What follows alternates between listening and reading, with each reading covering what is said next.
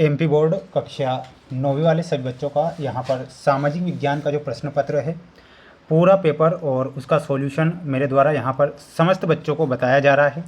तो सभी बच्चे इस क्वेश्चन पेपर को ध्यान से देखेंगे क्योंकि पूरा जो प्रश्न पत्र है आ चुका है, जो कि 101% माय डियर फ्रेंड्स ये पेपर आपको परीक्षा में दिया जाएगा। आप एक भी क्वेश्चन मिस ना करें क्योंकि पूरा का पूरा पेपर बताऊंगा, सॉल्यूशन के साथ बताऊंगा। जितने भी विद्यार्थी वीडियो को देख रहे हैं तो माय डियर फ्रेंड्स वीडियो को लाइक जरूर करें और चैनल पर नए हैं तो सभी बच्चों को चैनल को सब्सक्राइब जरूर करके रखना है और इन सभी क्वेश्चन को याद करना है। इसके बाद आपका विज्ञान विषय का पेपर होगा तो विज्ञान विषय का पेपर भी मेरे द्वारा बता दिया जाएगा। क्वेश्चन नंबर फर्स्ट आपकी परीक्षा में आएगा कि निम्नलिखित प्रश्नों में से सही विकल्प का चयन कर लिखिए में पहला क्वेश्चन आएगा कि अरब सागर में कौन सा द्वीप स्थित है। प्यारे विद्यार्थियों, अरब सागर में आपको ध्यान रखना है लक्षद्वीप स्थित है, तो यहाँ पर आपको लक्षद्वीप ध्यान रखना है, जो कि आपका आंसर क्या हो जाएगा, सही और सटीक आंसर हो जाएगा। ठीक है, अगला प्रश्न देखिएगा, नर्मदा नदी का उद्गम स्थल कहाँ से है। तो नर्मदा नदी का जो उद्गम होता है अमरकंटक से नर्मदा नदी का उद्गम होता है, तो इसमें आपको क्या लिखना है, अमरकंटक ध्यान रखना है। प्रथम विश्व युद्ध कब लड़ा गया था, तो आप जानते हैं कि प्रथम विश्व युद्ध जो लड़ा गया था 1914 से 1918 में प्रथम विश्व युद्ध लड़ा गया था, तो 1914 से 1918 आपको ध्यान रखना है।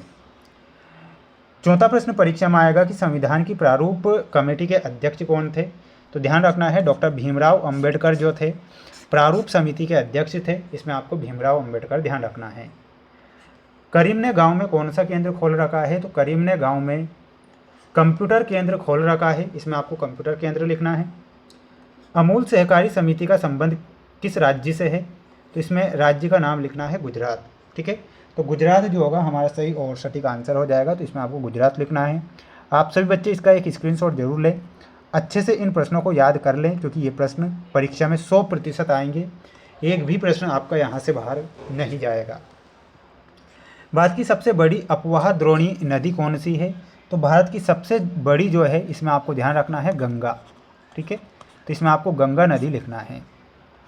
लोगों का एक क्षेत्र से दूसरे क्षेत्र में चले जाने को क्या कहते हैं, तो उसे प्रवास बोला जाता है, तो यहाँ पर आपको क्या लिखना है, प्रवास। जॉर्ज यूल नामक अंग्रेज अफसर ने शिकार के दौरान बाघ मारे थे, तो कितने बाघ मारे थे, आपको ध्यान रखना है 400 बाघ उसने मारे थे, तो 400 बाघ लिखना है। ठीक है, बढ़ेंगे अगले क्वेश्चन की ओर। देखिएगा, लोकतंत्र जनता के लिए जनता द्वारा शासन है, ये जो कथन था ये किसका था, ये कथन अब्राहम लिंकन का था, तो यहाँ पर आपको क्या लिखना है आपको अब्राहम लिंकन। ठीक है, अब्राहम लिंकन आपको लिखना है। महात्मा गांधी ग्रामीण रोजगार गारंटी अधिनियम वर्ष 2005 में बना, तो इसमें 2005 याद करके जाना है। भारत में सबसे अधिक भयंकर अकाल जो है किस राज्य में पड़ता है, तो ध्यान रखना है पश्चिम बंगाल में। ठीक है, तो यहाँ पर आंसर हो जाएगा पश्चिम बंगाल। तो आप सभी बच्चे इसका एक स्क्रीनशॉट ले लें, अच्छे से इन्हें याद कर लें क्योंकि ये प्रश्न 101% माय डियर फ्रेंड्स परीक्षा में आएंगे और पूरा पेपर छपेगा।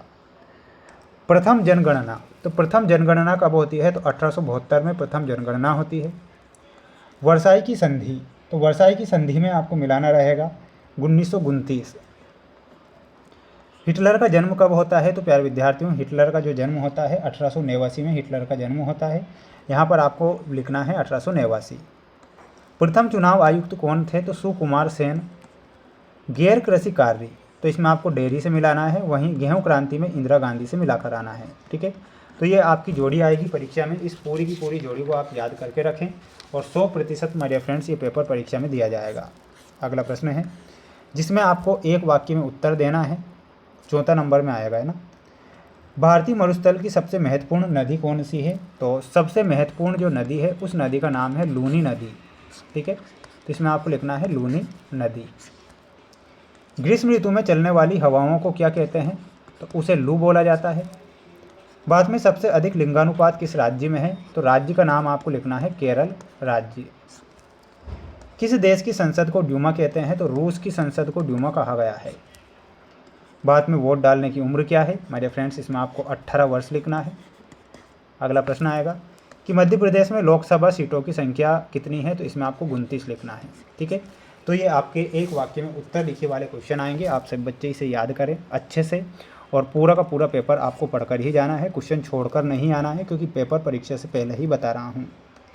तटीय प्रदेशों में तापांतर कम होता है, तो हमारे फ्रेंड्स ये आपका क्या हो जाएगा, सत्य हो जाएगा। तो इसमें आपको लिखना है सत्य। वर्ष 2011 को जनगणना के अनुसार सबसे अधिक जनसंख्या वाला राज्य उत्तर प्रदेश है, बिल्कुल ये सत्य हो जाएगा। रूस में सबसे छोटे किसानों को कुलक कहते हैं, तो ये आपको असत्य हो जाएगा, असत्य लिखना है, ठीक है, असत्य।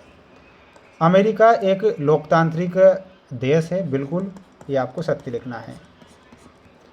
चुनाव में हारने वाली पार्टी सरकार बनाती है क्या, ये असत्य हो जाएगा, तो यहाँ असत्य लिखना है। पालमपुर के किसान 2 फसल उगाते हैं, तो बिल्कुल ये आपको असत्य लिखना है, ठीक है।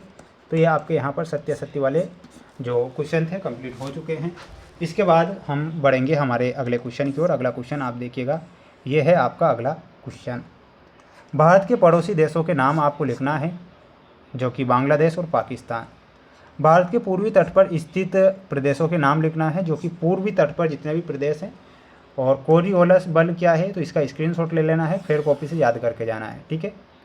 क्वेश्चन का स्क्रीनशॉट ले लो जल्दी से।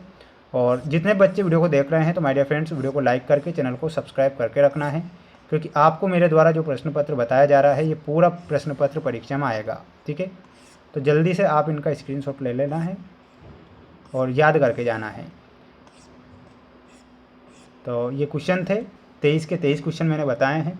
सभी बच्चे चैनल को सब्सक्राइब करके रखिएगा। आज शाम को मैं लाइव रहूँगा, लाइव क्लास लूँगा आपके लिए, तो लाइव क्लास में आज ज़रूर जुड़ना है।